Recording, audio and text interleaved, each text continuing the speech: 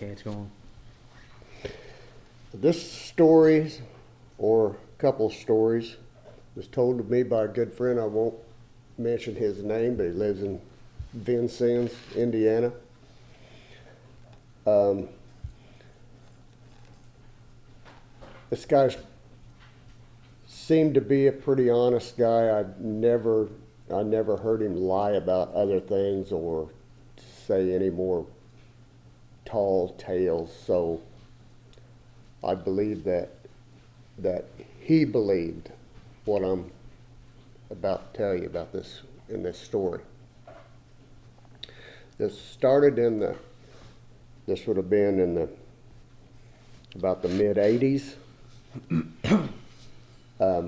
His wife family owned some ground in the Knox County river bottoms, and he was a pretty avid deer hunter, and he hunted in these bottoms a lot. He hunted in the exact same spot for years.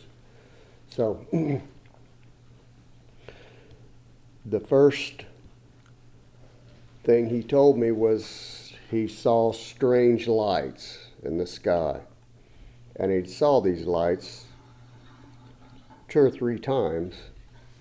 And he had taken a cheap camera and tried to take some pictures of it and didn't pan out. So he bought a really nice camera and Like a tripod. Like a video camera? A video camera and a tripod, and started carrying it with him to the river bottoms to try to get some film of this thing. And all this time he hadn't said anything except to his wife about this. So he managed to get several films of it. Some were really bizarre and really close. And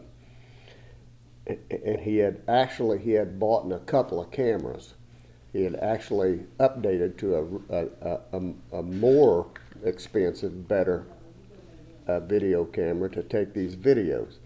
And he had several, and he had a couple of instances where he was filming and seemed to have lost some time. In other words, while he was taking the video, he seemed to have kind of woke up in a daze, standing in a daze, and had lost some time and walked out. So he began to tell some other people about these sightings and show them the films. And he had also, around this same time,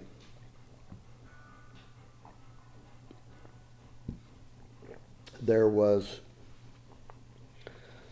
a mishap with an airplane. There was an airplane crash in those bottoms, and he had said that this airplane crash, where this person was killed, was the same night, happened on one of the same nights in a relatively close range of where he saw these lights that night. He did not see the plane crash, but he had seen the lights that night. So he thought that was pretty weird, as anybody would. So he had a couple of more things happen, and had some witnesses also. He lived in a farmhouse at the time near where he was taking these films. So it wasn't much of a drive there. And he said one evening, his son was young, and his son had a buddy over, and they were outside in the yard playing, and him and his wife were watching TV, and it was at the edge of dark, and his son and his son's friend come running in the house, scared and screaming that something was going on outside. And he went outside, and when he did, he said it was just exactly like something you'd see on TV.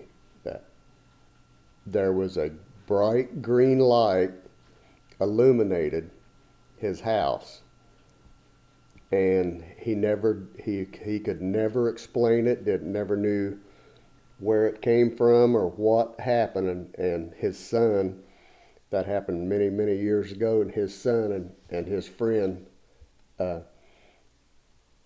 still talk about it to this day, seeing that light.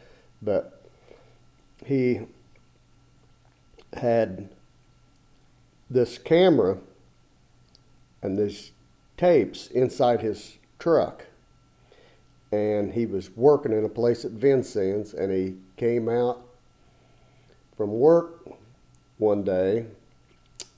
No, I take that back. I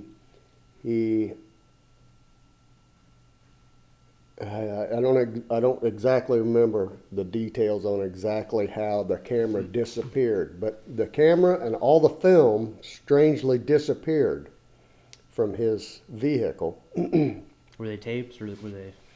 They were tapes. Mm-hmm. And he had a case, like a leather case, had the camera and had the tripod with it, and then they had these whatever kind of tapes they were at that time in there, and they had disappeared, all except for one that was in the previous camera. And I saw that tape, and it was pretty bizarre. It looked exactly like something, if I didn't know him better, I would think it was recorded off of something on TV or something, because it looked like a top, like they say, certain aircraft that people see are shaped like tops. And this was a top with lights, different colored lights coming out of it. It was just a pretty creepy film. So that was the only one that he had. So months and months went by, maybe even a year or so. I don't remember exact time frame. It went by. And he walked out of his house into a locked garage connected to the house where his truck was one morning to go to work, and opened the door, and the camera was in his seat. So he said that was the last time that he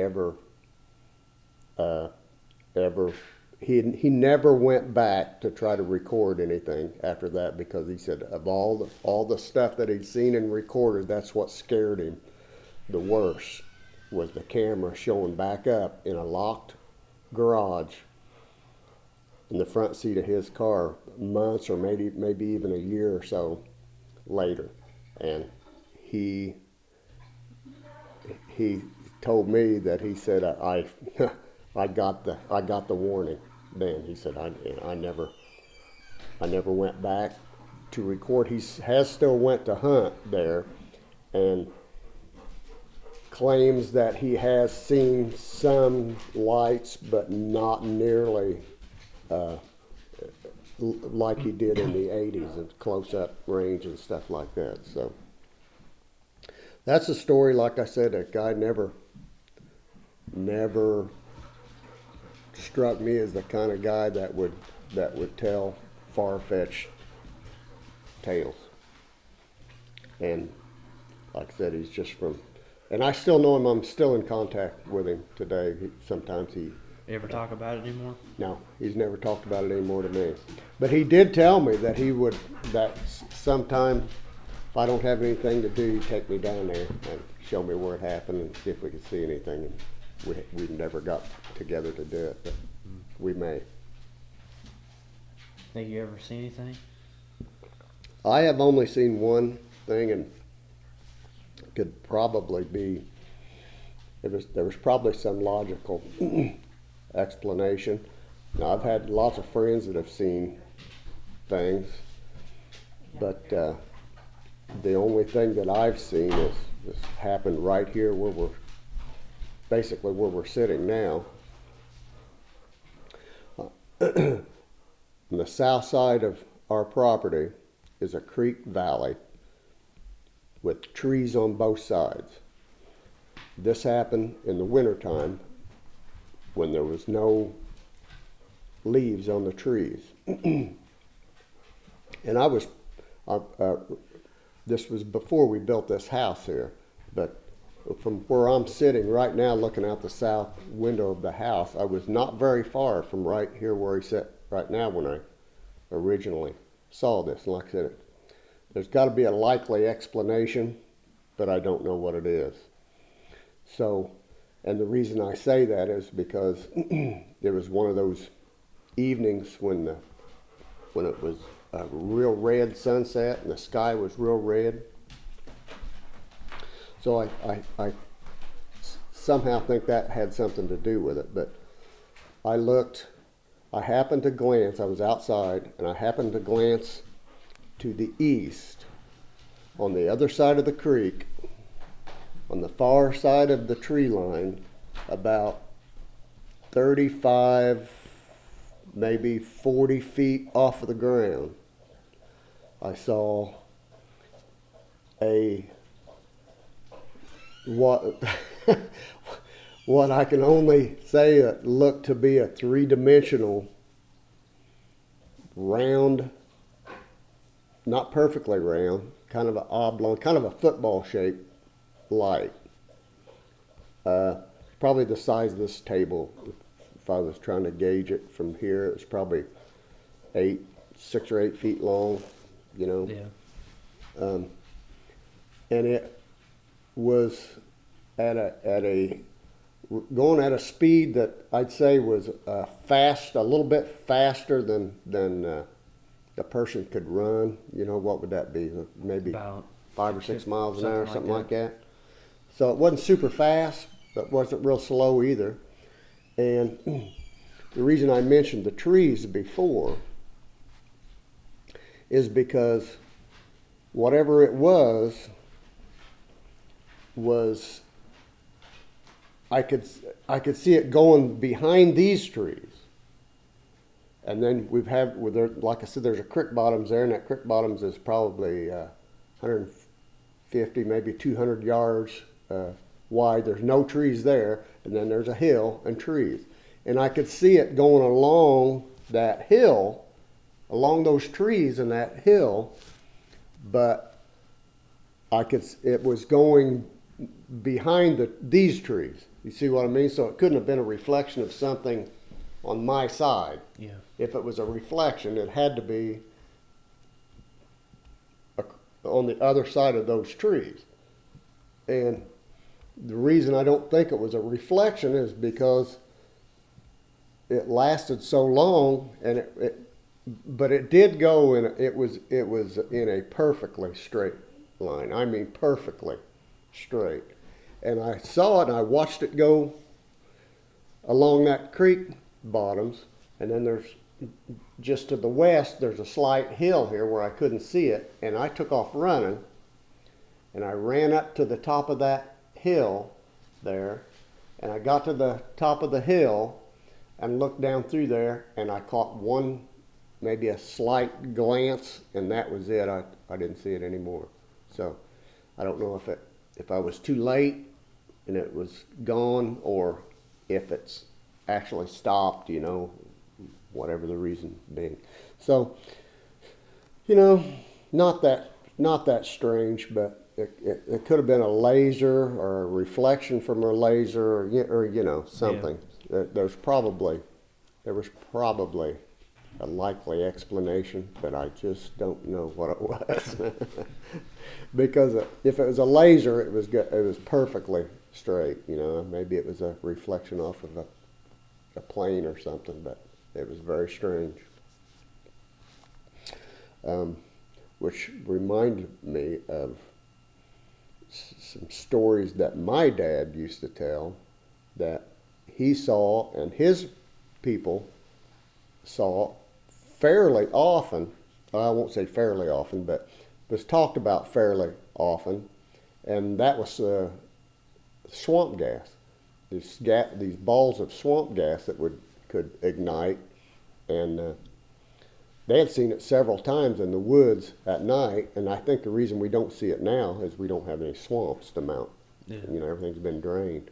But back then in the early 1900s, you know, there was still a lot of swamp that had a lot of trees in it that had not been cleared at that time. But he talked two or three times about his dad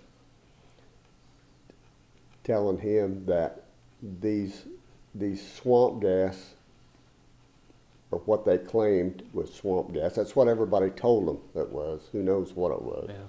But they were balls of light in the deep woods that would actually, or they claim would actually follow them through the woods. And needless to say, it didn't take them too long to get out of the woods when they did see him. So, yeah, that's you know, I've heard some other stories and UFO stories that, you know, pretty sure was a crock, but that's the best one that I've heard that came from somebody that I believe that he believed he saw it anyway. Yeah. So Think you ever see anything again like that? I don't know.